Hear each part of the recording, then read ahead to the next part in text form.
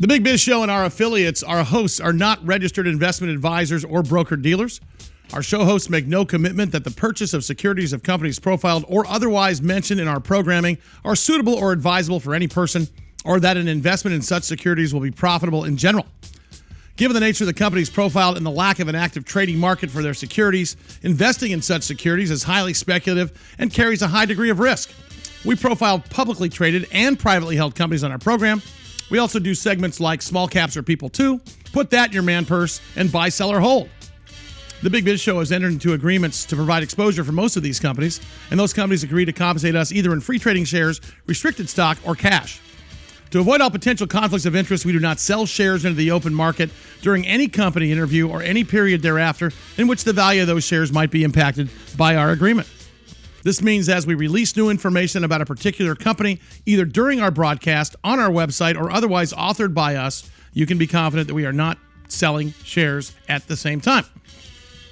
Specific questions on compensation can be obtained by going to bigbizshow.com, Small Caps Are People Too segment, or contacting bigbizradio@yahoo.com. Listeners should verify all claims and do their own due diligence before investing in any securities mentioned on this program. Investing in securities is speculative and carries a high degree of risk. We encourage our listeners to invest carefully and read the investor information available on the websites of the Securities and Exchange Commission at sec.gov.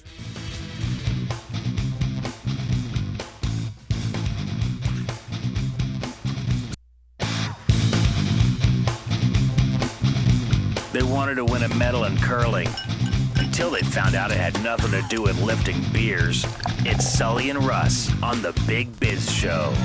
Big Biz Show, bigbizshow.com. Good to have you along today. Thanks again to the folks from Challenged Athletes Foundation swinging by today. That's always a great story to listen to. I mean, it's a tragic story, but boy, I'll tell you what. Right, yeah. Guys doing better than we are. I can tell you that. ChallengedAthletes.org if you'd like to make a donation. We've raised close to $100,000 in the last 6 years, right from this radio program and television program. So it's been great. If you guys can help out, I'm going to be riding from San Francisco to San Diego again next year. Well, you're yeah, maybe I'll just try this time. Hey, look who's here. Rod Turner, the expert financier from Manhattan Street Capital. Rod, good to have you in studio today. How you doing? Great. You've turned into this sort of guru, because now I'm getting emails from my friends at other networks and TV stations to have you put you on the air to talk about this thing called Reg A plus financing, part of the Jobs Act. I'm going to make you say it again for the listeners. For the listeners who haven't seen after me, yeah. So tell real quickly again what it is. So Reg A plus is an amazing new development where Main Street investors worldwide are encouraged and allowed to invest in private companies for the first time since the 1930s, actually.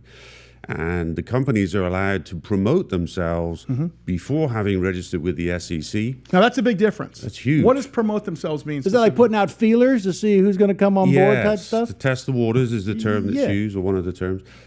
So there is no limit, actually, as long as the promotion, as long as the marketing they do is honest, which obviously it has to be anyway, It can't be hyped. But beyond that, they can use social media, regular advertising, publicity.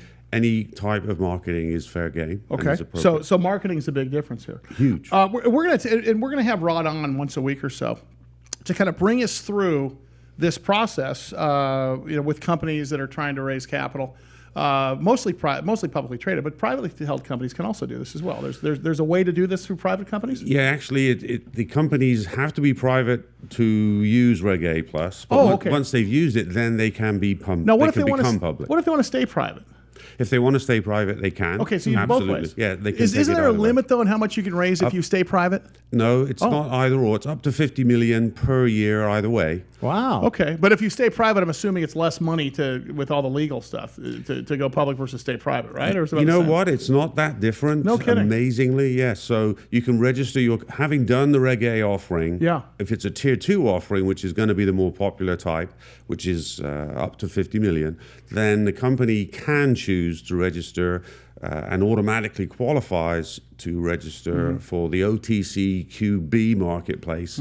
And that costs them $2,600 to register and $10,000 a year to stay there. Okay. And the reporting requirements are so much better than a regular public company. It's so much less expensive. And the reason you would do that is because if you had a cure for cancer privately held company, but you also had next to it a shoelace retipping factory that was publicly traded. The fact that public companies can use stock for their currency, the chance of success on a public company raising more capital is much easier than a privately held company. That's true. All right, so best companies, best bets for getting this type of financing.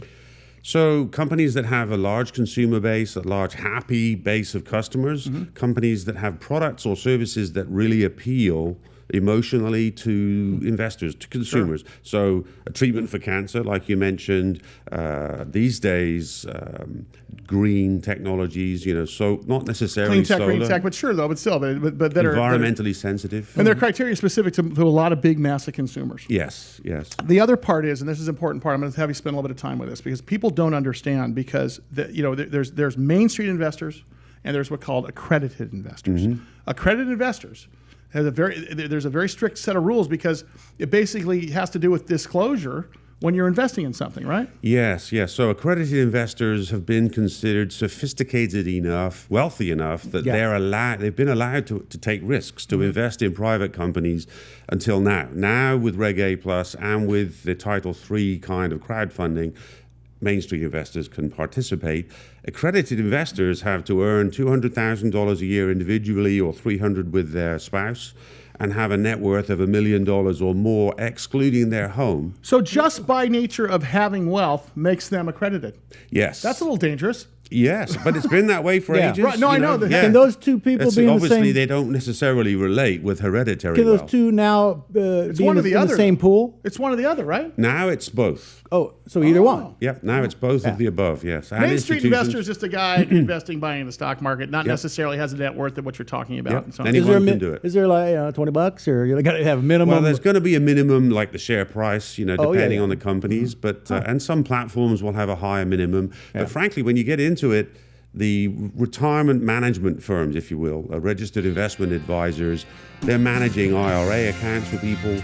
They want to be able to invest small allocations in lots of companies to diversify risk. So you don't want to make a big high minimum to block those people from investing. There you go. His name's Rod Turner. Rod, thank you so much. We'll see him again next week. Rod Turner, Manhattan Street Capital, manhattanstreetcapital.com. I will tweet it out to our 40,000. So you can see him. You're going to see Rod out and about because I got people calling asking about him already. It's an exciting way to get in on You should go public. Huh?